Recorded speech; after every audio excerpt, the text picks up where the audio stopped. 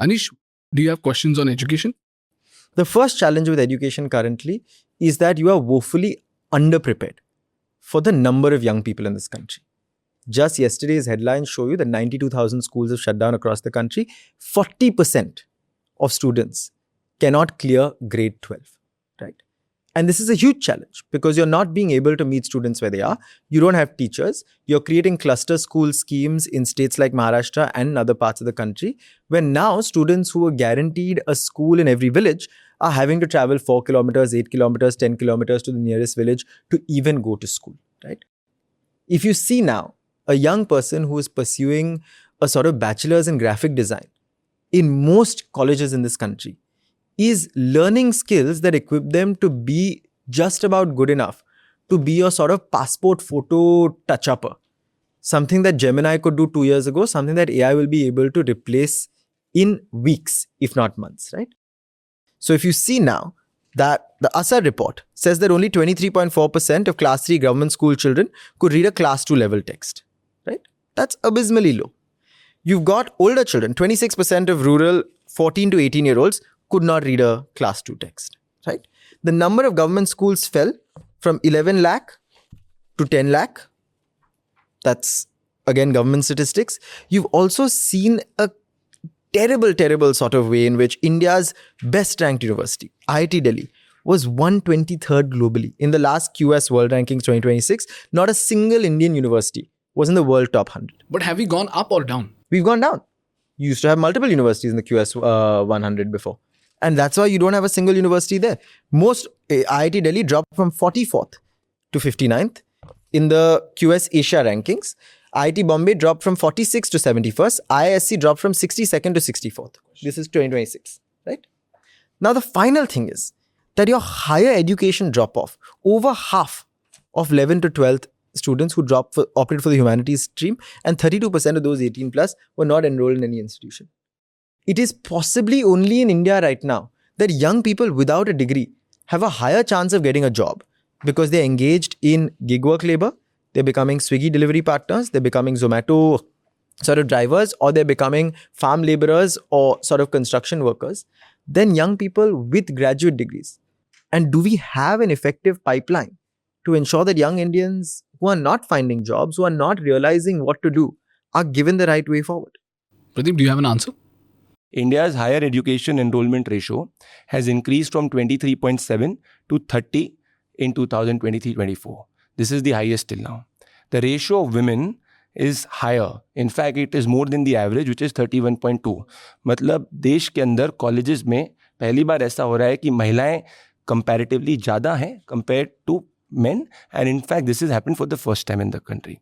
STEM enrollment ratio जिनने बात करी थी has gone up from 91.5 lakh, 90 lakhs जो पहले था, to more than 1.5 crores.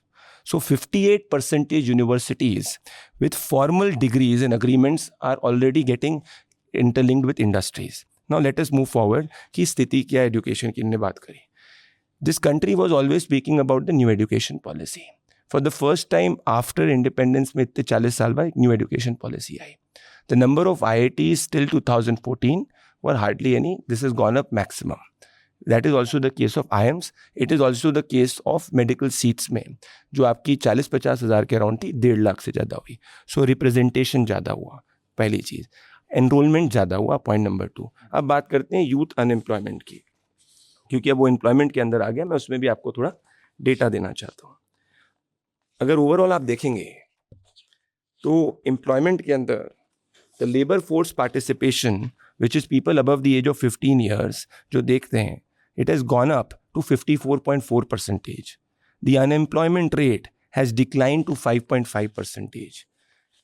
Rural की एवरेज मंथली कंजम्पशन जो पहले थे और इनकम थी 11-12 में एनएसएस के डेटा के हिसाब से 1430 थी. It has gone up 4 times, which is 4122, which means rural areas के अंदर जो youth है उनकी income 4 गुनी हुई है, ज़्यादा हुई है.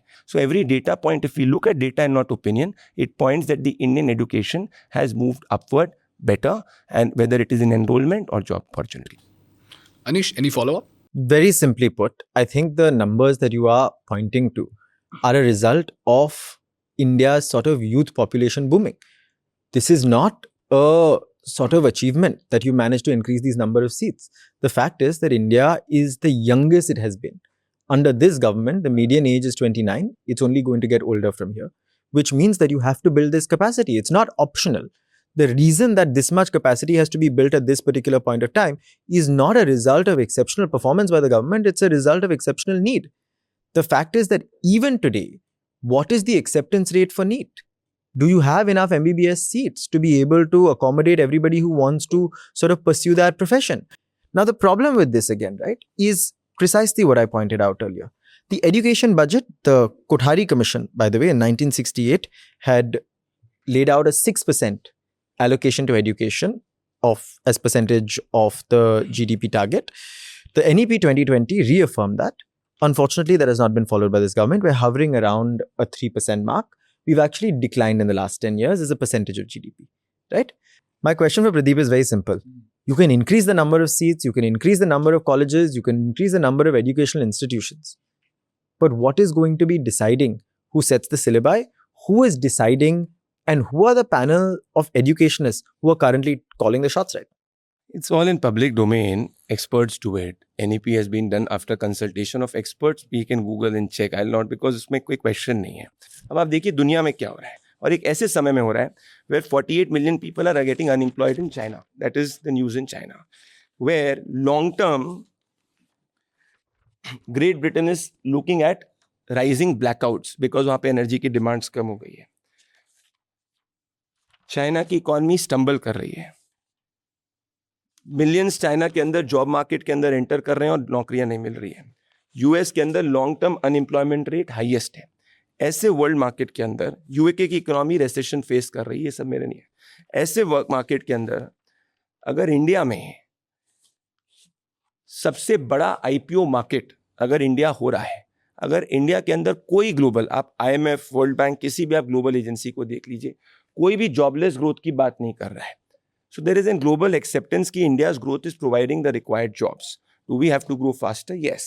We've gone through COVID, emerged stronger, still continuing to grow as the stronger economy. और 12 साल के अंदर 8 साल तक हम चाइना से ज़्यादा ग्रोथ रेट पे कर रहे हैं. इनका ओपिनियन है, मेरे पास डेटा है, जनता तय करेगी. What is happening now under this government? Your schools are shutting down. SSC schools, which are Marathi medium, are shutting down, which are a lifeline for young people who do not come from privileged backgrounds, who need to be educated in their mother tongue because that is their surest chance of being able to get an education which will prepare them for the future. You're seeing an unfortunate and entirely unnecessary shift to CBSE within states, completely compromising on what the sort of principles of federalism are, with syllabi that are being set in New Delhi, which are deleting parts of our history, like Mughal history, and introducing chapters that are pro-government. And you're seeing these systems fail, right? The one-stop center at KEM Hospital, which is the state's and the city's most important center for survivors of sexual assault, was shut for the last week and continues to remain shut. I hope it opens up soon. We've all written to the BMC and to the government on this because of a staffing shortage. How can you have a staffing shortage at a sort of shelter for survivors of sexual assault in the heart of the city, in the most important public hospital in the city? And this is one, a funding shortage, but two, a crisis of incompetence, which is why I asked, who is making these decisions? Pradeep? Because again इसमें opinion है, facts नहीं है. Facts की बात जो बंद हो गया वो तो सुनो तो फैक्ट भैया, है. सुनो से एम्स की बात करी, ये आप ग्राफिक डेटा देख सकते हैं. दिस इज एम्स 2014 तक. इस देश में 70 सालों तक 2 भी एम्स जो है वो नहीं मिले थे. 70 ईयर्स तक पॉपुलेशन बढ़ रही थी यूथ की. ये इस देश के अंदर एम्स आपको पिछले 12 साल के अंदर खुले. ये लॉजिकल है कि 70 साल से कोई इंस्टीट्यूशन है तो 12 साल में जो कोई चीज़ खुली है तो 70 साल को 12 साल में नहीं बीट कर सकती, पर सेम स्टैंडर्ड सेम करिकुलम को है. पॉइंट नंबर, अगर हमारी नीयत खराब होती तो हमने जितने 12 साल में एम्स खोले इतने इनने कहीं नहीं खोले. Point number 1. दूसरी बात करता हूँ, इन्होंने कहा कि हम ऑपोजिशन रूल स्टेट्स के साथ में नाइंसाफ़ी कर रहे हैं फंड्स में. प्लीज़ मुझे फैक्ट चेक कर लेना. कोई भी स्टेट को जितना 12 साल में यूपीए ने दिया, कांग्रेस ने दिया, उससे ज़्यादा हमने दिया इन 12 years in quantity and proportion. मैं एग्जांपल देता हूँ. तमिलनाडु को एग्जाम्पल देता हूँ. तमिलनाडु में तो हम कोई पार्टी नहीं है, वोट शेयर भी हमारा 10% नहीं है. एक छोटा सा एग्जाम्पल देता हूँ कि किस तरीके से एक होता है. फॉर एग्जाम्पल, नेशनल हाईवे की लेंथ तमिलनाडु के अंदर जनरल, क्योंकि इनने एसेंस क्या किया कि हम फंड नहीं देते, 4,900 किलोमीटर से 5,000 किलोमीटर तक अप्रूव किया गया था. With in next last 12 years in fact 7,000 kilometre approve किया है. पॉइंट नंबर 2, अगर आप बात करें फॉर एग्जाम्पल क्वालिटी अपग्रेड की, कोई क्वालिटी अपग्रेड या मेंटेनेंस के लिए पैसा पहले खर्च नहीं किया गया था. हमने 16 के अराउंड वंदे भारत में खर्च किया है. अगर मैं न्यू रेलवे ट्रैक्स एडिशन की बात करूं, 14,000 किलोमीटर 70 ईयर्स तक थी जब पूरा करके 14,000 किलोमीटर, अब ये बढ़कर 34,000 किलोमीटर 12 साल के अंदर हुई है. एनुअल रेलवे एलोकेशन की बात करता हूं, क्योंकि पहले रेलवे बजट आता था, आपको याद है जब बनता था कि किस सरकार को क्या, it was a political decision. 879 crore 5 साल में, 2009 to 14 ओनली 879 करोड़. हमने इसको बढ़ाकर 879 करोड़ से 6,626 करोड़ तक. This is opposition state. तो हम लोग किसी भी चीज में नहीं कर रहे हैं. दूसरा, केरला में भी हमारी सरकार नहीं है. एक केस एग्जाम्पल नहीं. दूसरा, केरला में भी कांग्रेस की सरकार आई है. ये वापस से ग्राफिक मुझे फैक्ट चेक कर सकते हैं, क्योंकि ओपिनियंस पॉलिटिशियंस देते हैं, आप लोग यूथ है, आपको फैक्ट की बात करनी चाहिए. एयरपोर्ट्स 3 प्री 2014, 3 12 साल के अंदर 4. National highways 1,700 kilometre up to 2014, हमने 1,800 किलोमीटर मोर देन दैट. अगर मैं वापस बजट की बात करूं, 110 crore only to Kerala. This is gone up by 3,042 crore. That is point. So we are not differentiating, numbers are saying, you can fact check. अब मैं बात करता हूं फॉर सीट्स. ये ध्यान से आप डेटा देखिए, कहीं पे भी आप उठा के देखिए, क्योंकि जब तक युवाओं को सीट नहीं मिलेगी तो उसको कहां वो पढ़ पाएगा. ये आप पूरा ग्राफिकल पॉइंट देख सकते हैं इसमें.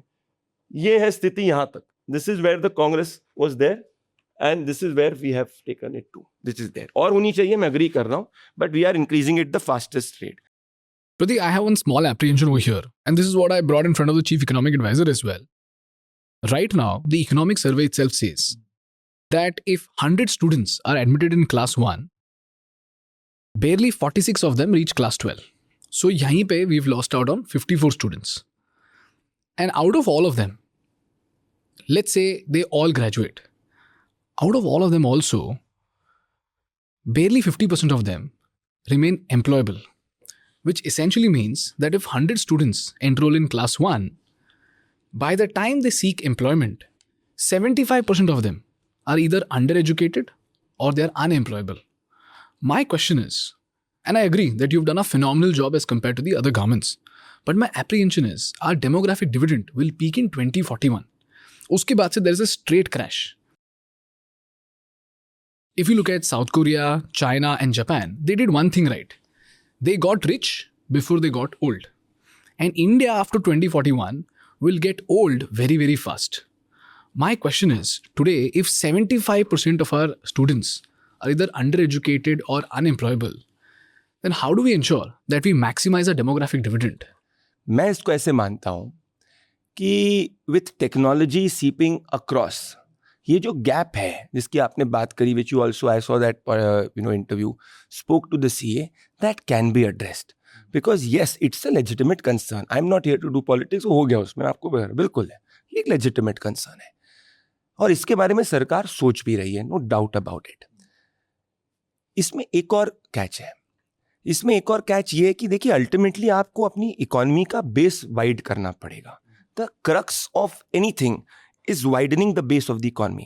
अगर आज आप देखें, जापान के अंदर रिसेशन की बात हो रही है, वो लोग कह रहे हैं कि भाई अलग अलग हिंदुस्तान की जगह से लोग, they are investing under ODF in India. India से लोगों को they are wanting workforce there. If you see, there was a story also that a lot of people from Assam, other places are in demand for workforce in Japan, and not normal workforce, formal sector बात कर रहा हूँ. So it is a concern. Ultimately, the solution, my dear friend, according to me, is widening the base of the economy. So we are right now at 4. We were till 14 at 2, if I'm not wrong. We jumped up double to 4. As we increase the base, we have to be a $20 trillion economy. At immediate, we will be $5 trillion by 2029. So जैसे जैसे base बढ़ेगा, you will see more opportunities coming up. And also, see, one thing which is very important is that the Indian entrepreneurial spirit has revived, and there is a huge energy on it. And any economy, you see US, China, any economy, is not just created by formal sector jobs. It is creating by entrepreneurs, because entrepreneurs generate wealth, and that is now starting to reflect in the Indian IPO market also. Indian IPO market is doing better than US and other IPO market also. So yes, it's a challenge, but the crux of that challenge, we are addressing it, but it is about widening the base of the economy. So we have to become a $10 trillion economy, because more is a wealth generation, more will be, you will see demand and supply happening in the economy. But yeah, it's a concern. If this clip gave you value, please subscribe to this channel so that we can keep bringing you game-changing business insights.